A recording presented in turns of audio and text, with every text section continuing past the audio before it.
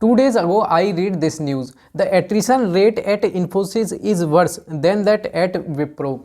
Then the first and foremost question is that what is attrition rate? Let's imagine there is a company X which hires the 100 employees and the 20 employees left the company. Then the attrition rate of this company is 20%.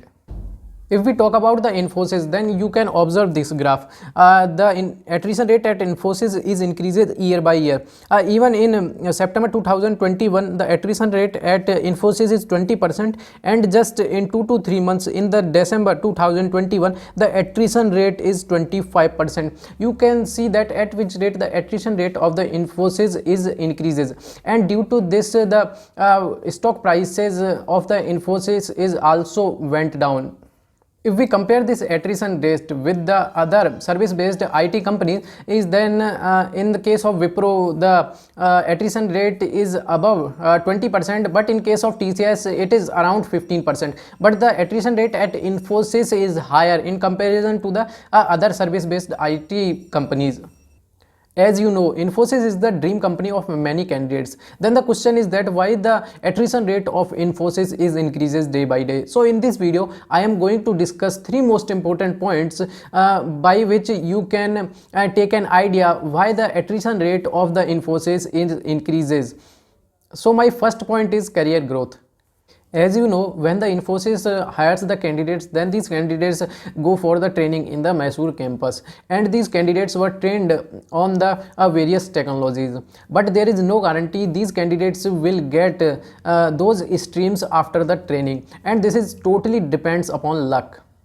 Even if you are among the top rankers in the training assessment, you will get the stream according to the company. Like if you trained on the development, then you can get the streams like the support role or the testing role. And when you go to contact your managers or the training mentors, you will get the same reply, as this is a very popular reply in the IT industry, that this is a business requirement. And your growth is totally decided by the number of years you worked in the company. Your performance is not matter most. My second point is work culture.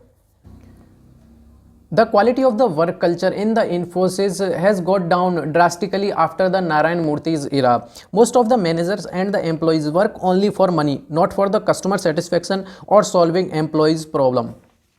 I want to ask you one question. If in your current company you did not get enough respect and enough motivation to work, you will continue to work for that company? I think in most of the cases your answer is no. And my last and the most important factor is money. The Infosys is giving the same old packages like 3.25 something to the freshers from many years, and the expenses are increases year by year. And the company using the same old hikes and promotion policies.